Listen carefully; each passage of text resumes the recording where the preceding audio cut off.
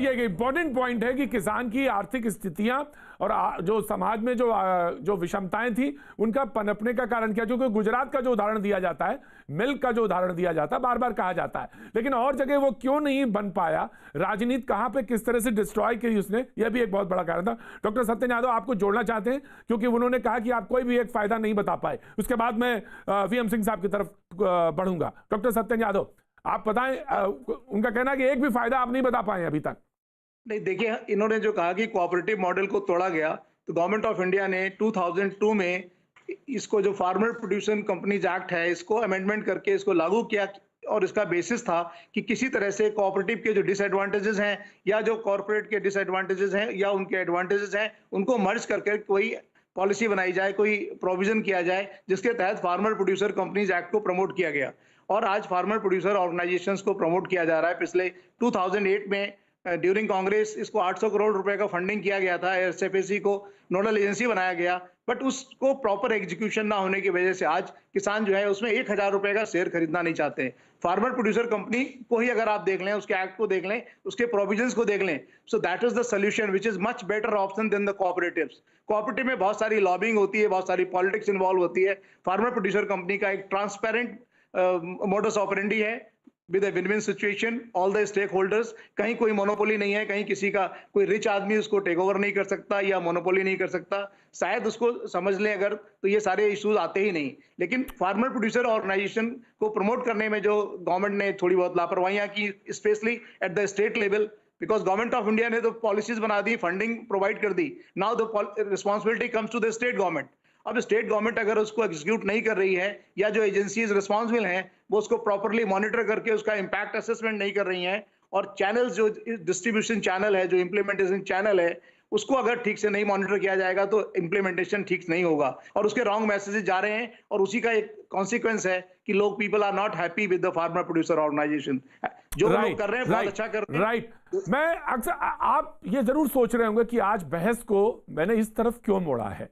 आप ये जरूर सोच रहे होंगे कि बातचीत में ये क्यों नहीं आ रहा है कि कानून को रद्द करो, रद्द करो, रद्द करो, और फिर ये बात क्यों नहीं आ रही, क्योंकि ये बात बार बार यही आती है कि मध्य प्रदेश में ये मंडियां बंद हो रही हैं, बिहार में क्या हुआ, मंडी का जब कानून हटा तो वहां पे क्या स्थिति थी, और पंजाब के फार्मर की क्या स्थिति। नहीं, मैंने आज बहस इसलिए नहीं करी, मैंने बहस को इस तरफ मोड़ा कि आखिर वो खाइयां कैसे भरी जा सकती हैं, वो इंपैक्ट कैसे लाया जा सकता है, क्या कोई सोल्यूशन है, क्या अगर वार्ता बंद हो गई है तो क्या कोई बाहर बैकडोर चैनल्स हैं जो खुले हैं जिन पर बातचीत हो सकती है, वो पहलू लाए जा सकते हैं। हमने बहस को इस तरफ लाने की कोशिश की है।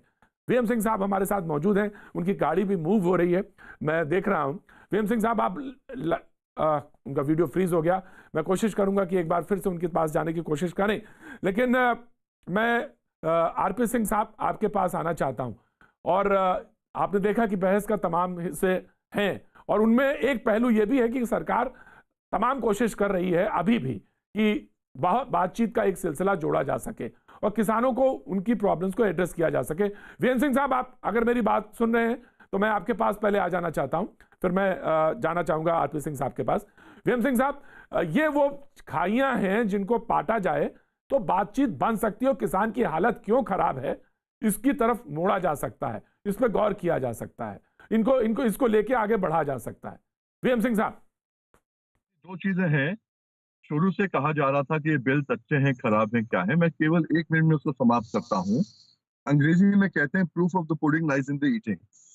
अब ये बिल्स आए हुए 8 महीने 7 महीने हो चुके हैं। इसके बाद मक्का आया। ऑर्डिनेंस और बिल एक ही बात होती है, ऑर्डिनेंस बिल और कानून एक ही बात होती है। ऑर्डिनेंस आया जून के अंदर, फिर मक्का आया, मक्का के बाद धान आया।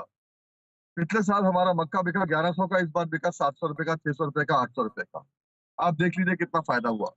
धान हमारा जहां 1200-1300 1400 का बिका, इस बार 600 से लेके और 1000-1100-1200 का बिका। तो इसलिए ये बिल से कोई मुनाफा नहीं हो रहा, फायदा नहीं हो रहा है।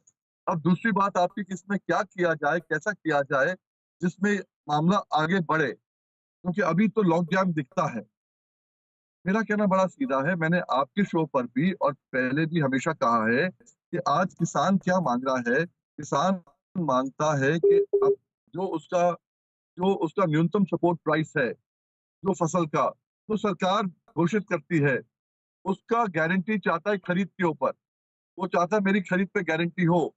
अगर वो गारंटी हो जाती है, एक गारंटी बिल बन जाता है, कानून बन जाता है, तो तीनों बिल जो है, बेशक कोई भी जिद कर रहा हो, ये बिल इंफ्रक्चस हो जाते हैं।